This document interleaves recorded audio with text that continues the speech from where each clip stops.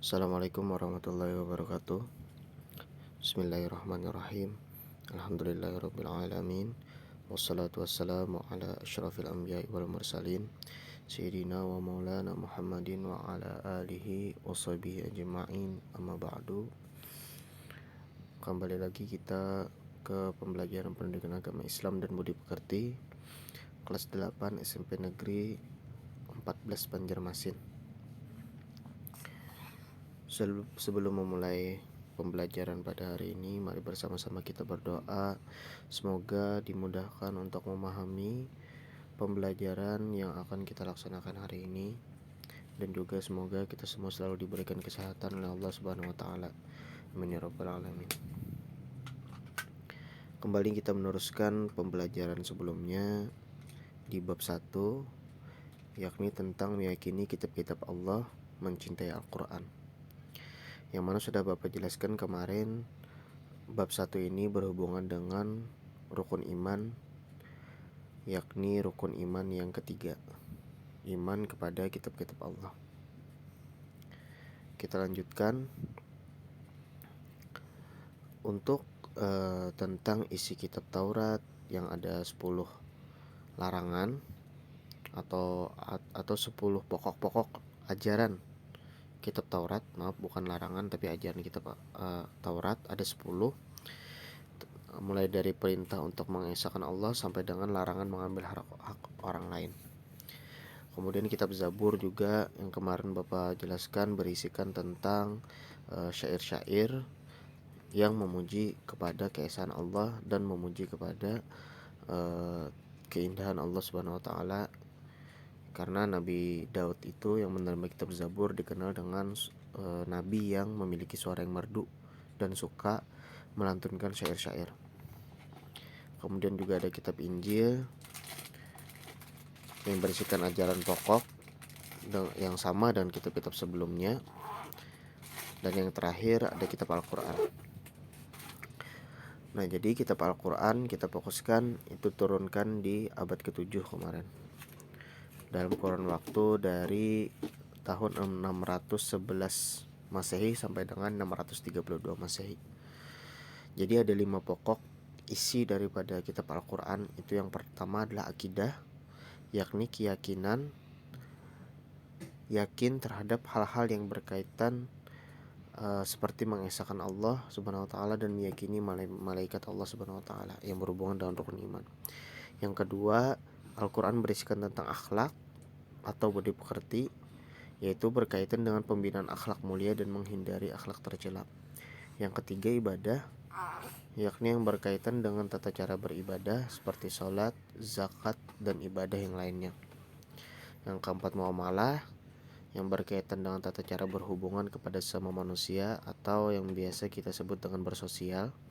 Yang kelima, tarikh atau sejarah, yakni kisah-kisah orang-orang dan umat terdahulu seperti umat-umat Nabi dan kisah-kisah orang soleh zaman dahulu. Nah,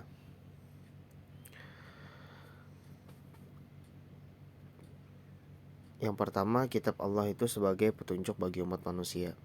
Sebagaimana pertanyaan terdahulu, salah satu fungsi dari kitab yang diturunkan oleh Allah Subhanahu wa taala adalah sebagai petunjuk dan pedoman hidup bagi umat manusia. Yang kedua, Al-Quran itu sebagai kitab suci umat Islam, sebagaimana firman Allah Subhanahu wa taala dalam surah Al-Hijr ayat ke-9, A'udzubillahi minasyaitonirrajim. Bismillahirrahmanirrahim.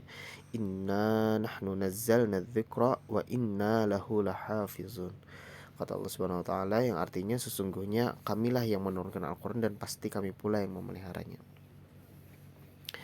Nah, sebagaimana yang tertera di buku, kalian lihat di halaman 14, bahwasanya Al-Quran itu diturunkan oleh Allah tidak secara langsung dari juz pertama sampai ke juz 30, atau tidak secara langsung semua dalam satu hari diturunkan ayat Al-Quran itu, tidak. Namun Allah memfirmankan atau menurunkan ayat Al-Quran itu berangsur-angsur. Berangsur-angsur itu maksudnya adalah kalau dalam bahasa Banjar itu tunggal dikitan. Jadi sedikit demi sedikit berproses, tidak langsung keseluruhan.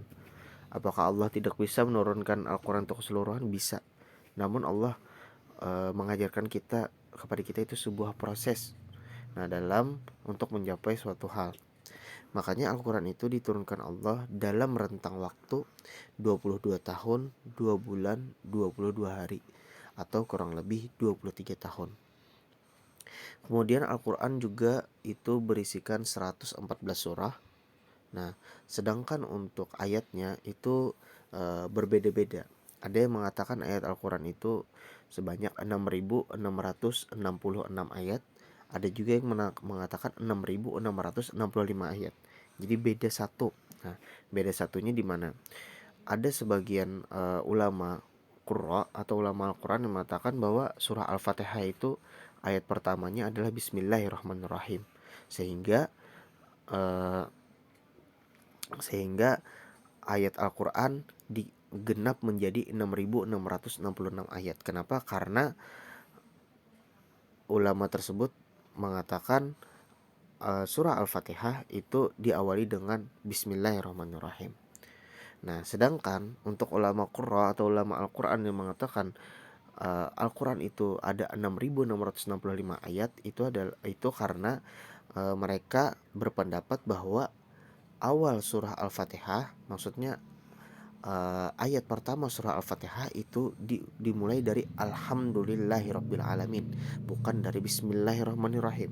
Nah, maka berkuranglah satu ayat Al-Quran, jumlah ayat Al-Quran itu keseluruhan. Makanya mereka mengatakan cuma 6.665 ayat. Nah, namun kita sebagai orang Islam itu tidak perlu memperdebatkan mana yang benar dan mana yang salah tentang jumlah ayat Al-Quran. Namun kita sebagai orang Islam itu alangkah lebih baiknya adalah mengamalkan isi Al-Quran dan membacanya. Nah, kemudian ayat Al-Quran juga terbagi menjadi dua. Ada ada surah Makkiyah, ada juga surah Madaniyah. Surah Makkiyah adalah surah yang diturunkan Allah Subhanahu wa taala di kota Makkah. Sedangkan surah Madaniyah adalah surah yang diturunkan oleh Allah Subhanahu wa taala di kota Madinah. Nah, kemudian firman Allah Subhanahu wa taala itu tidak cuma berasalkan dari 4 kitab tadi, yang mana kitab Taurat, Zabur, Injil, dan Al-Quran. Namun firman Allah Subhanahu wa taala juga ada tertera di dalam suhuf. Nah, apa itu suhuf? Nah, suhuf ini adalah lembaran-lembaran yang berisikan firman Allah Subhanahu wa taala, artinya lembaran-lembaran suci. Nah, bedanya kalau suhuf itu hanya berupa sebuah lembaran, sedangkan kitab itu sudah berupa sebuah buku. Nah, itu bedanya. Artinya suhuf itu lebih sedikit daripada kitab, dan kitab itu lebih banyak daripada suhuf. Jadi secara rinci, para nabi dan rasul yang menerima suhuf itu adalah Nabi Ibrahim 10 suhuf, Nabi Musa 10 suhuf. Selain Nabi Ibrahim dan Nabi Musa itu juga ada Nabi Sid yang menerima, kalau tidak salah, kurang lebih 50 suhuf. Nah, perbedaan signifikan atau perbedaan yang mendasar antara kitab dengan suhuf adalah yang pertama, isi kitab itu lebih lengkap daripada suhuf. Ya, karena kitab lebih banyak isinya daripada suhuf. Yang kedua, bentuk dari kitab sudah dibukukan atau sudah berbentuk buku, sedangkan suhuf masih berbentuk lembaran yang terpisah. Artinya cuma sebagian kecil daripada kitab. Yang ketiga, kitab biasanya berlaku lebih lama daripada suhuf. Artinya kitab memiliki jangkauan yang lebih jauh daripada suhuf, bisa berlaku dari masa ke masa. Sedangkan suhuf itu bisa saja hukum yang difirmankan Allah kemudian ditulis di dalam suhuf itu cuma hanya berlaku di masa tersebut saja. Nah, kemudian di sini ada hikmah beriman kepada Allah Subhanahu wa taala. Nah, dari yang pertama, memberikan petunjuk kepada manusia mana yang benar mana yang salah sebagai pedoman, memberikan informasi. Itu bisa kalian baca sendiri. Nah, sudah habis. Jadi mungkin untuk pertemuan yang kali ini cukup itu saja, karena kita sudah menghabiskan bab 1. Jadi untuk tugasnya sama seperti sebelumnya. Ingat, mengumpul tugas itu di link absen yang Bapak sediakan.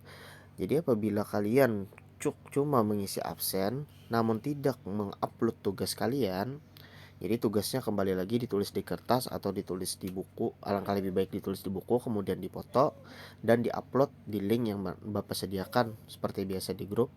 Nah, jadi kalau kalian tidak mengupload tugas kalian, maka nanti linknya tidak akan bisa disubmit atau tidak bisa dikirim. Maka harus absen dulu baru mengupload tugas kalian. Nah, tugasnya ada 2 soal. Yang pertama soalnya mengapa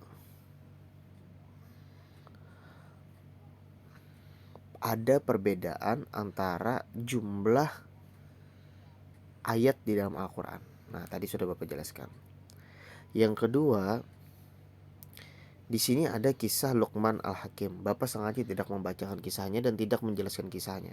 Namun, apabila kalian memperdalam kisah ini, sungguh kisah ini sangat memiliki banyak hikmah dan sangat berisikan teladan yang sangat baik untuk kehidupan kita di kemudian hari atau di kehidupan kita sekarang ini. Nah, dibaca kisah Luqman Al-Hakim dan anaknya pergi ke pasar, ini judulnya. Kalian baca sampai habis, tuliskan hikmah daripada kisah tersebut. Nah, hikmah apa yang bisa kalian ambil daripada kisah tersebut? Cukup itu saja. Nah, jadi apabila ada yang perlu ditanyakan, apabila ada yang belum dimengerti, bisa langsung chat pribadi ke Bapak atau langsung di grup. Jadi teman-teman yang lain melihat, teman-teman yang lain juga bisa menanggapi apa yang belum kalian mengerti. Nah, jadi mungkin itu saja dulu untuk pembelajaran hari ini. Salah hilap mohon maaf. Wassalamualaikum warahmatullahi wabarakatuh.